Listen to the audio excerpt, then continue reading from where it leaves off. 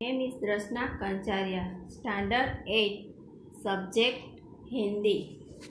My school name is LP Savani Vidya Bhavan Adajan. तो आज बच्चों हम लेसन नंबर 6 सीखेंगे जिसका नाम है भरत। उसके कवि है राजा लक्ष्मण सिंह। पहले हम उसका थोड़ा सा परिचय देख लेते हैं, बाद में पाठ को आगे बढ़ाएंगे।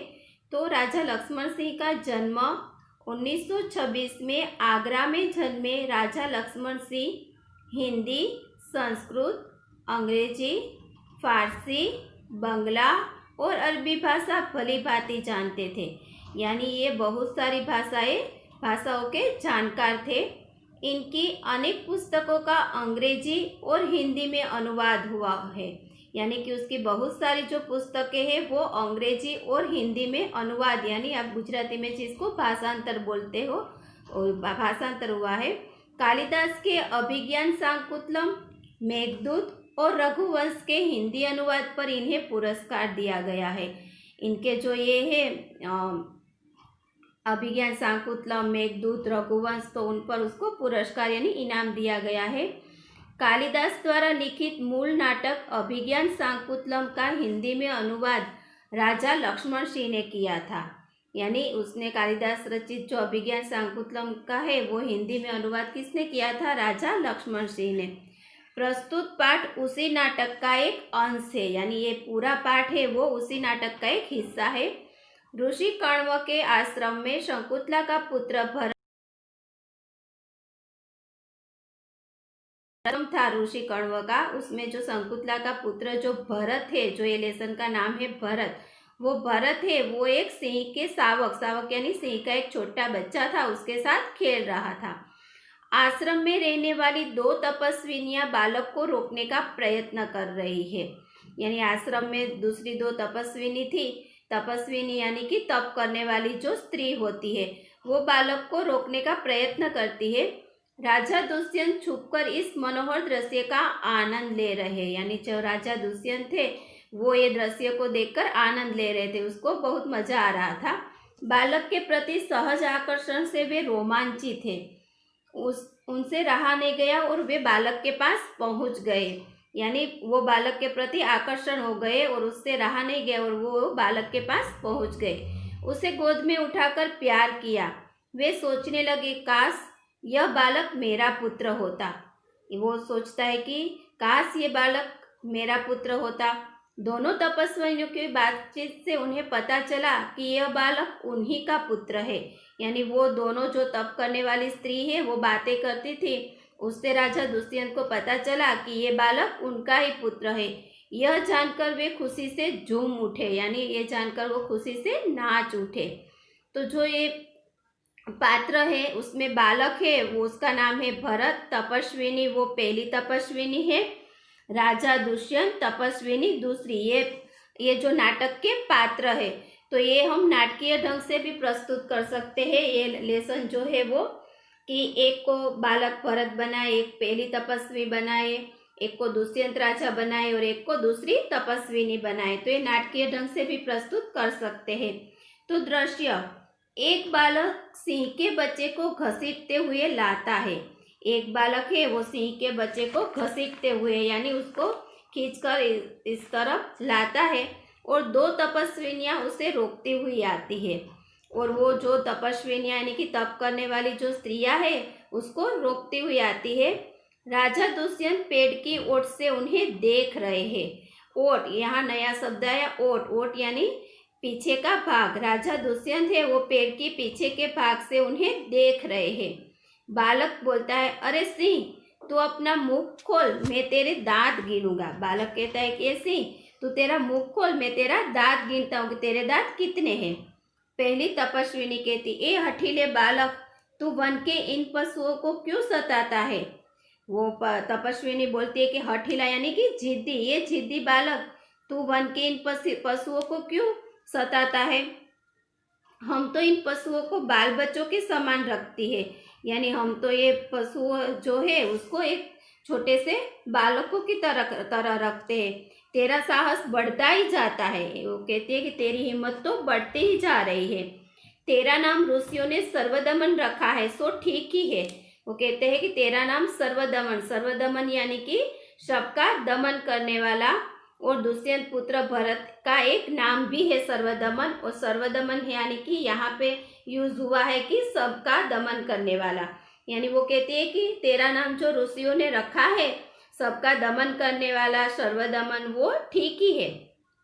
दुष्यंत कहता है उनकी बातें सुनकर स्वयं से आहा क्या कारण है कि मेरा स्नेह इस बालक की ओर उमड़ा सा आता है। दुष्यंत कहता है कि वो स्वयं से कहता है कि ये ऐसा क्या कारण है कि ये बालक की ओर मेरा मन उमड़ा यानी बढ़ता ही जाता है। दूसरी तपस्विनी, जो तू इस बच्चे को छोड़ न देगा तो सिंहनी तुझ पर दौड़ेगी। दूसरी तपस्विनी कहती है कि तू इस सावक सिंह के बच्चे को छोड़ दे, नहीं तो सिंहनी तुझ पर हावी होगी यानी दौड़ेगी। बालक कहता है मुस्कुराकर ठीक है, सिंहनी का मुझे ऐसा ही डर है, मुंह चिढ़ाता है। बालक मुस्कुराता हुआ बोलता है कि बराबर है, ठीक है, सिंहनी का मुझे इतना डर लगता है, ऐसे मुंह चढ़ाकर वो खड़ा रहता है। दुष्यंत आश्चर्य से, यह बालक अवश्य किसी तेजस्वी वीर का पुत्र है, इसका मुख अग्नि के समान दमक रहा है। दुष्यंत कहता है आश्चर्यचकित होकर कि यह बालक अवश्य किसी तेजस्वी यानी पराक्रमी वीर का पुत्र है, इसका मुख अग्नि के समान दमक रहा है यानी चमक रहा है, इसका मुख अग्नि के समान चमक रहा है। पहली तपस्विनी, हे प्यारे बालक, सिंह के बच्चे को छोड़ दे, मैं तुझे खिलौना दूंगी। पहली तपस्विनी है जो तप करने वाली स्त्री है, वो कहती है कि हे बालक, तू ये सिंह के बच्चे को छोड़ दे, मैं तुझे खिलौना देती हूँ। बालक कहता है हाथ पसार कर, पहले खिलौना दे दो, लाओ कहाँ है। बालक कहता है पहले मुझे खिलौना दो, लाओ कहाँ है। दुष्यंत कहते दूसरे बालक की हथेली को देखकर स्वयं से, आह, इसके हाथ में चक्रवर्तियों के लक्षण है।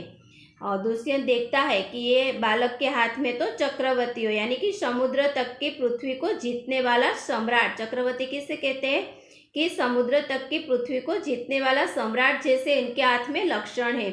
उंगलियों पर कैसा अद्भुत जाल है, यानी उंगलियों पर बहुत अद्भुत अद्भुत है उसकी उंगलियां, और हथेली की शोभा प्रातः कमल को भी लज्जित कर रही, यानी उसकी हथेली की जो शोभा है वो जैसे सुबह में जैसे कमल खिलता है उसके तो कमल को भी वो लज्जित कर रही, यानी कमल को भी जैसे सर की तरह झुक जाना पड़े ऐसी इसकी हथेली की शोभा है।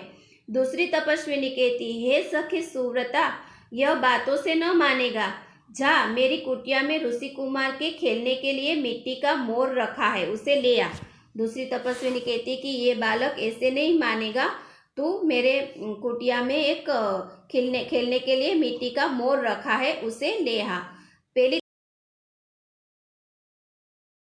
पहली तपस्विनी कहती मैं अभी लाती हूँ। बालक, तब तक मैं इसी सिंह के बच्चे के साथ खेलूंगा। यह कर तपस्विनी की ओर देखकर हंसता है। बालक कहता है कि आप लेके आओ, तब तक मैं ये सिंह के बच्चे के साथ खेलता हूँ, और वो तपस्विनी की ओर देखकर हंसता है। दुष्यंत, आप इस सुंदर बालक से खेलने को मेरा मन कैसा लग जाता है। दुष्यंत कहता है कि ये कैसा सुंदर बालक है, इसके साथ खेलने के लिए मेरा मन ललचाता है।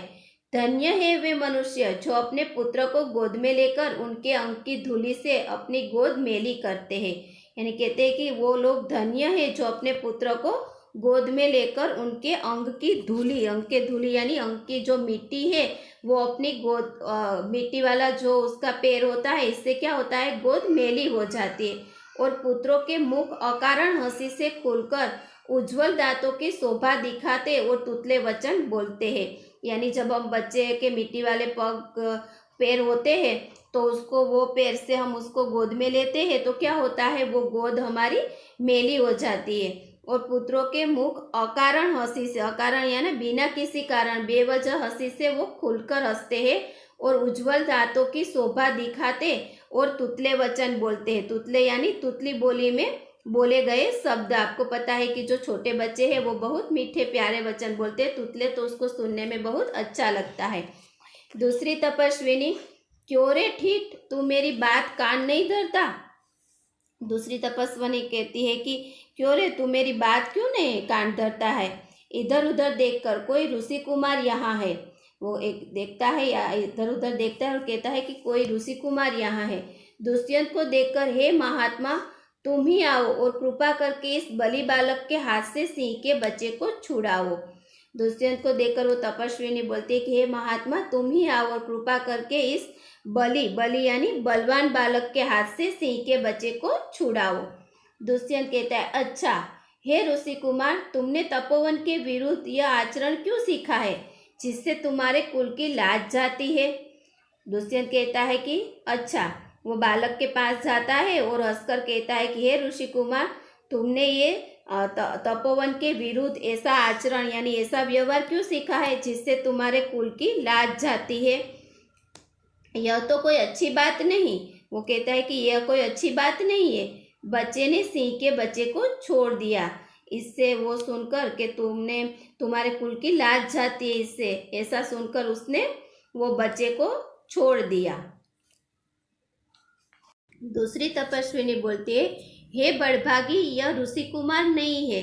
दूसरी तपस्विनी कहती है, बड़भागी यानी बड़े भाग्य वाली, यह ऋषि कुमार नहीं है।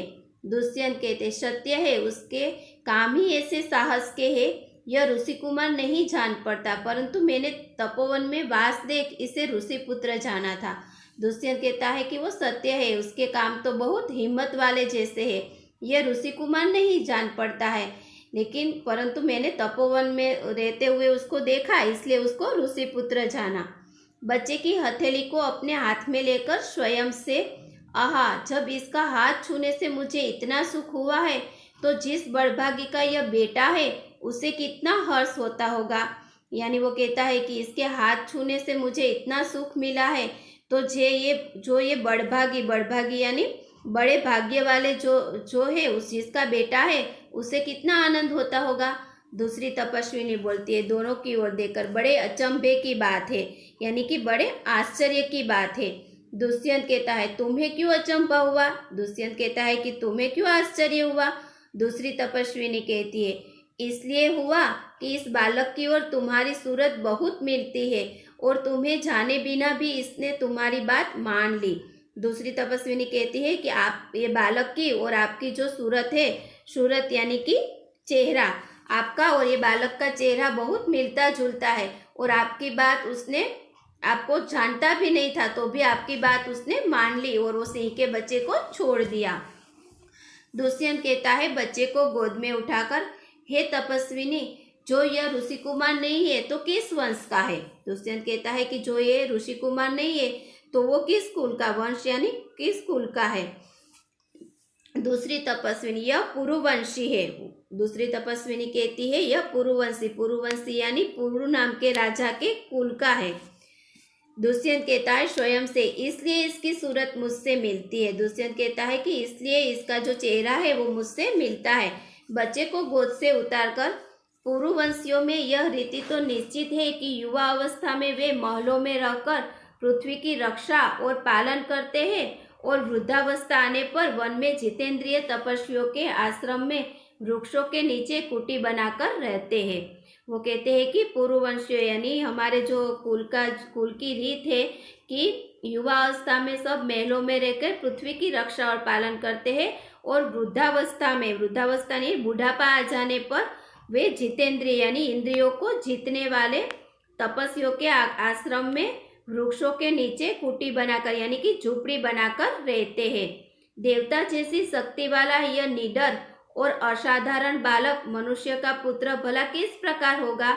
यानी ये तो देवता जैसी शक्ति है इसमें, और निडर यानी किसी से डरने वाला नहीं है, और ये असाधारण बालक मनुष्य का पुत्र भला किस प्रकार होगा। दूसरी तपस्विनी कहती, हे परदेसी, तेरा यह संदेह तब मिट जाएगा जब तू जान लेगा कि इस बालक की माँ मेनका नामक एक अप्सरा की बेटी है। यानी दूसरी तपस्विनी कहती है कि हे परदेसी, दूसरे देश से आया हुआ परदेसी यानी दूसरे देश से आए हुए, तुम्हारा संदेह तब मिट जाएगा, यानी तुम्हारी जो शंका है वो तब मिट जाएगी कि तुम वो जानोगे कि इसकी माँ है वो एक अप्सरा की बेटी है। उसी के प्रताप से इनका जन्म देव पितर के इस तपोवन में हुआ। यानी उसी के प्रताप से इनका जन्म है वो देव पितर यानी कि देव और पूर्वज के इस तपोवन में हुआ है। दुष्यंत कहता है मन में, यह तो बड़े आनंद की बात सुनाई, इससे कुछ और आशा बढ़ी। इसकी माता किस राजर्षि की पत्नी है? दुष्यंत कहता है कि यह तो बड़े आनंद की बात है और मुझे ये जानकर बहुत मेरी आशा है वो बढ़ गई है। तो इसकी माता है वो कौन से राजर्षि की पत्नी है? दूसरी तपस्विनी बोलती है, जिस राजा ने अपनी विवाहिता स्त्री को बिना अपराध छोड़ दिया है उसका नाम मैं न लूंगी। दूसरी तपस्विनी कहती है कि जिस राजा ने विवाहिता यानी शादीशुदा स्त्री को बिना अपराध यानी कोई भी उसने अपराध नहीं किया था और छोड़ दिया है उसका नाम मैं नहीं लेना चाहती हूँ। दुष्यंत कहता है स्वयं से, यह कथा तो मुझ पर लगती है, भला अब इस बालक की माँ का नाम पूछूं? दुष्यंत स्वयं खुद ही मन बोलता है कि ये जो कथा सुना रही है कहानी वो तो मुझ पर ही लगती है, भला अब मैं उसकी बालक की ये माँ का नाम कैसे पूछूं? पहली तपस्विनी मिट्टी का मोर लेकर आई। पहली तपस्विनी जो बालक के लिए मिट्टी का मोर लेने गई थी वो आई। पहली तपस्विनी, हे सर्वदमन यह शकुंत लावण्य देख। पहली तपस्विनी कहती है कि ये सर्वदमन यानी सबका दमन करने वाला यह शकुंत लावण्य यानी कि पक्षी का सौंदर्य देख। बालक बड़े चाव से देखकर, कहाँ है शकुंतला मेरी माता? बालक बड़े चाव से देखता है और कहता है कि कहाँ है शकुंतला, मेरी माता का नाम भी शकुंतला है, कहाँ है?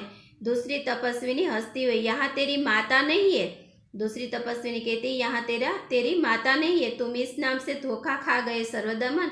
मैंने तो कहा था मिट्टी के मोर को देख, यानी वो कहती है तुम धोखा खा गए, मैंने तो ये मिट्टी के मोर को देखने के लिए कहा था कि उसका पक्षी का सौंदर्य कितना अच्छा है। तेरी माँ का नाम शकुंतला है तो ये मैंने शकुंत लावण्य बोला है, शकुंतला नहीं बोला है। दुष्यंत कहता है स्वयं से, इसकी माँ मेरी ही प्यारी शकुंतला है या इस नाम की कोई दूसरी स्त्री है? दुष्यंत मन ही मन सोचता है कि इसकी जो माँ है वो ही मेरी प्यारी शकुंतला है, इस नाम की कोई दूसरी स्त्री है? यह वृत्तांत मुझे ऐसे व्याकुल करता है जैसे मृग तृष्णा प्यासे हिरण को व्याकुल करती है। यह वृत्तांत यानी ये जो वर्णन है वो मुझे ऐसे व्याकुल करता है, यानी वो मुझे ऐसे बेचैन करता है जैसे मृग तृष्णा जैसे प्यासे हिरण को व्याकुल करती है। बालक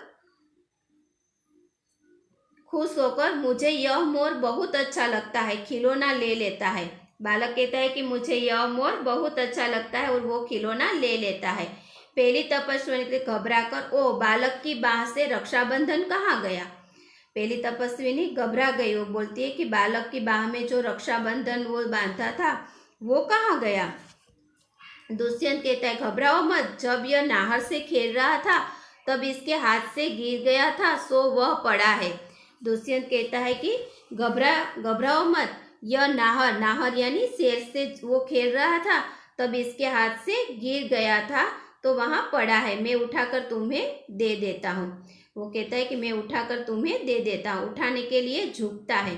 पहली तपस्विनी, अरे अरे मत उठाओ, इसे मत छूना। पहली तपस्विनी कहती है नहीं नहीं मत उठाओ, इसे छूना मत। दूसरी तपस्विनी, ओह इसने तो उठा ही लिया।